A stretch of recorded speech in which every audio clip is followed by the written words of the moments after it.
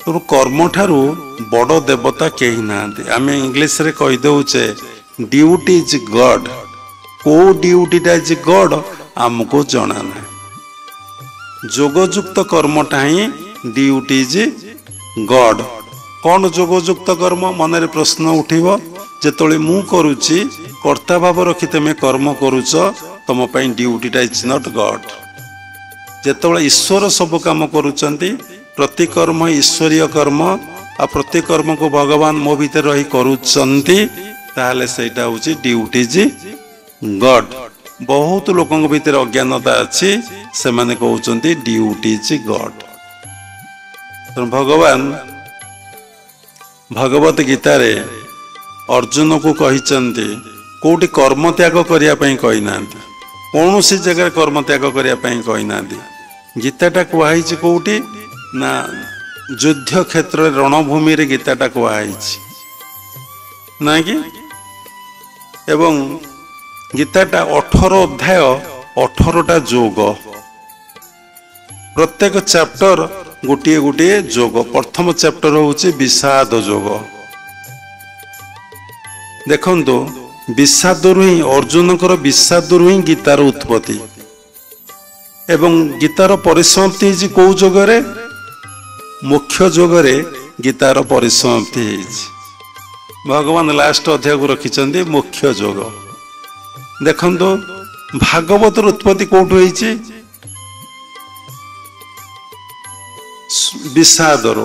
ବ୍ୟାସଦେବ ବସି ଭାବୁଛନ୍ତି ବିଷାଦଗ୍ରସ୍ତରେ, ପ୍ରଭୁ କେମିତି କଳିଯୁଗ ଆସିବ, ଦ୍ୱାପର ଯୁଗର ଅନ୍ତ ସମୟ, କଳିଯୁଗ ଲୋକମାନେ କାମିନୀ କାଞ୍ଚନ ଆସକ୍ତରେ ବୁଡ଼ି ରହିବେ, ସଂସାର ଲୋଭ ମୋହ ଆକର୍ଷଣ ତୀବ୍ର ମାତ୍ରାରେ ବୃଦ୍ଧି ପାଇବ, ଲୋକମାନେ ଧର୍ମ ପ୍ରତି ବିମୁଖ ହେବେ, ଈଶ୍ୱରଙ୍କ ପ୍ରତି ବିମୁଖ ହେବେ, ସଂସାର ଆସକ୍ତ ସଂସାର ଚିନ୍ତାରେ ବୁଡ଼ି ରହିବେ। ତେଣୁ ଏ ବେଦ, ବେଦାନ୍ତ, ଉପନିଷଦ, ବ୍ରହ୍ମସୂତ୍ର, ଅଷ୍ଟାଦଶ ପୁରାଣ ଆଉ କିଏ ପଢ଼ିବ? ଏଇ ବିଷାଦରେ ଏଇ ଚିନ୍ତାରେ ବସିଛନ୍ତି। ନାରଦ ଆସି ତାଙ୍କୁ କହିଲେ, ସେ ଭାଗବତ ରଚନା କଲେ। ଦେଖନ୍ତୁ, ଭାଗବତର ଉତ୍ପତ୍ତି ବ୍ୟାସଙ୍କ ବିଷାଦରୁ। ପୁଣି ଦେଖନ୍ତୁ, ପୁଣି ଶୁକଦେବ ତାକୁ ପ୍ରଚାର କଲେ, ପରୀକ୍ଷିତକୁ କହିଲେ। ପରୀକ୍ଷିତ ମନରେ ସର୍ପଦଂଶନ କରିବ ଭୟ ଆସିଛି, ଏ ପାପରୁ, ଏ ସାପରୁ କିଭଳି ଭାବରେ ମୁକ୍ତି ବା ମୋକ୍ଷ ହେବେ। ସେଥିଲାଗି ସେ ସମସ୍ତଙ୍କ ଦ୍ୱାରସ୍ଥ ହେଇଛନ୍ତି, କେହି ତାଙ୍କୁ କହିପାରିନାହାନ୍ତି କ'ଣ କଲେ ଏ 7 ଦିନ ଭିତରେ ତୁମେ ବ୍ରହ୍ମସାପରୁ ମୁକ୍ତି ଲାଭ କରିବ। ସମସ୍ତ ମୁନି ଋଷି ସାଧୁସନ୍ଥ ମାନେ ଚିନ୍ତାରେ ପଡ଼ିଛନ୍ତି, କ'ଣ ପ୍ରତିକାର ଅଛି?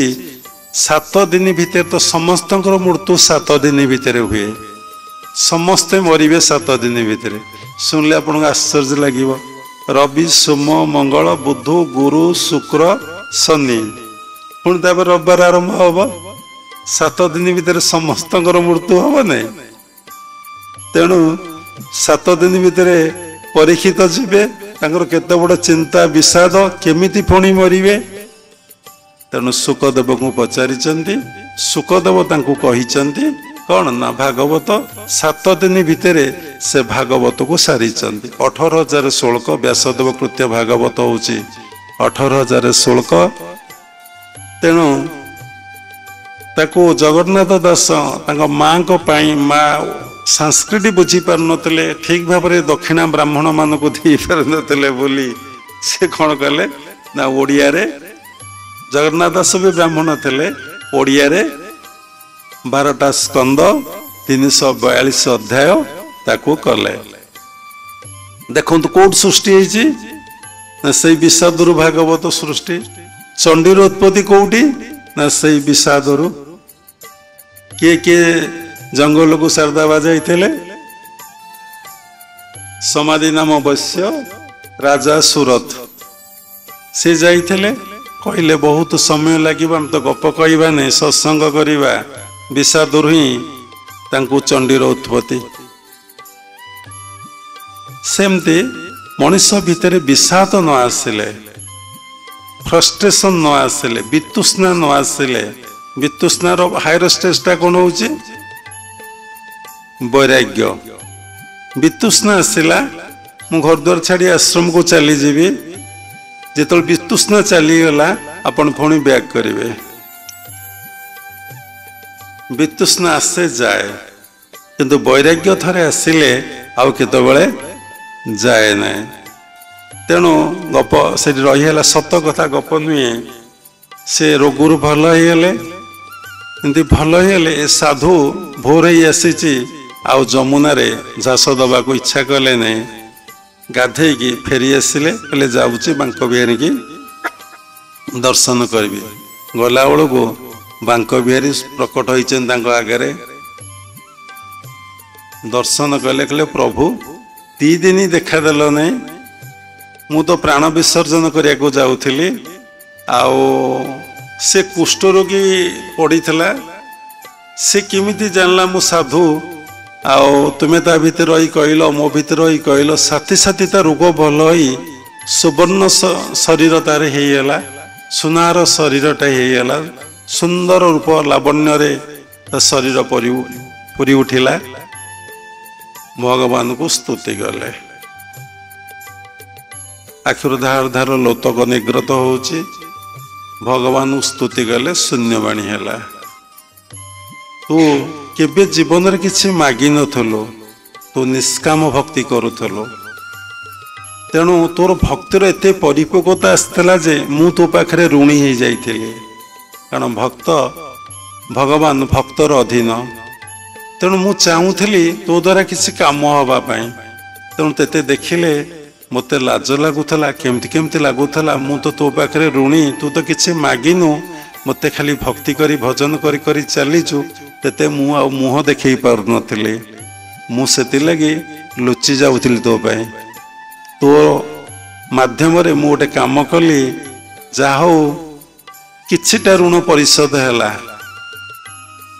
से रोगी आज भल होगा किछिटा ऋण परिशोध है मुझे दर्शन देली आम ए वर्ष वृंदावन जाइलु कहया कथा नहीं अहंकार हो सत्संग आम गला भयंकर भिड़ प्रबल भिड़ आम प्राय 0.5 किलोमीटर भिड़े गलापर धईस ही पड़ल प्रबल झाड़ बोला गरम है आम देखिलु आ भितर आ जाई हब नहीं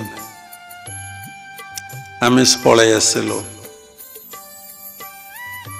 पलि आसिकी विश्राम नेलु गली प्रभु बांक बिहारी दर्शन देल नहीं एते भिड़ एते कष्ट केमिति कौन दर्शन करिवु मु सोईचे आम सोईचु स्वप्न रे देखुचु बांक बिहारी को प्रत्यक्ष रे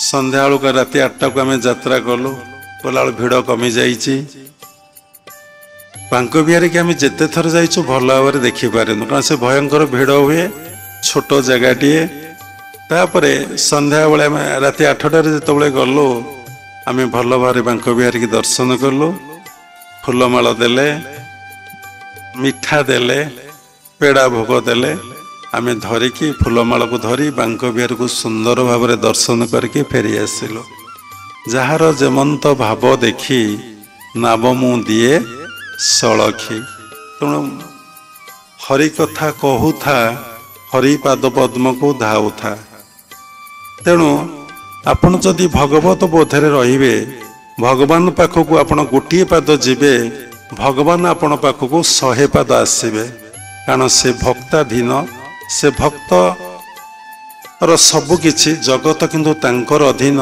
से किंतु भक्तर अधीन भगवान मागिले सबू दियंती किंतु भक्तिटा दियंती नहीं कहीं भक्तिटा दियंती नहीं ना से भक्तर अधीन हो जीवे बोली तेणु यही जितेबले संसार रही आपण योगाभ्यास करेंगे अनित्य जोगुरु नित्य जोग को आसबे आपण भगवान पाखे किसी प्रेयर करेंगे ना कौन सी कामना वासनार कथा प्रेयर करेंगे ना जहाँ आपणकर डेस्टिनी रे अच्छी ता ही हम आ गोटे कथा हुए धर्म जीवन आरंभ हुए त्यागरे तार परिसमाप्ति हुए त्यागरे जी जिते बड़ त्यागी से सेते बड़ धार्मिक त्याग अर्थ कौन आपण भावुथे सबू छाड़ी छुड़ी दे ଜଙ୍ଗଲକୁ ଚାଲିଯିବା ନା, ତ୍ୟାଗ ହୁଏ ମନରେ, ତ୍ୟାଗ ହୁଏ ନାହିଁ ଜଙ୍ଗଲରେ ରହିଲେ।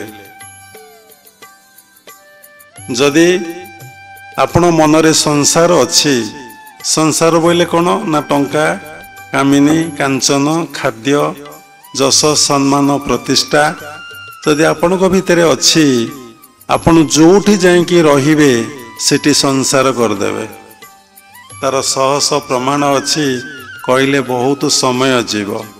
ଯୋଉଠି ରହିବେ ସେଠି ସେ ପରିବେଶ ଆପଣ ପାଇଁ ଜୁଟିଯିବ ଯଦି ଆପଣ ଡେଷ୍ଟିନିରେ ଅଛି।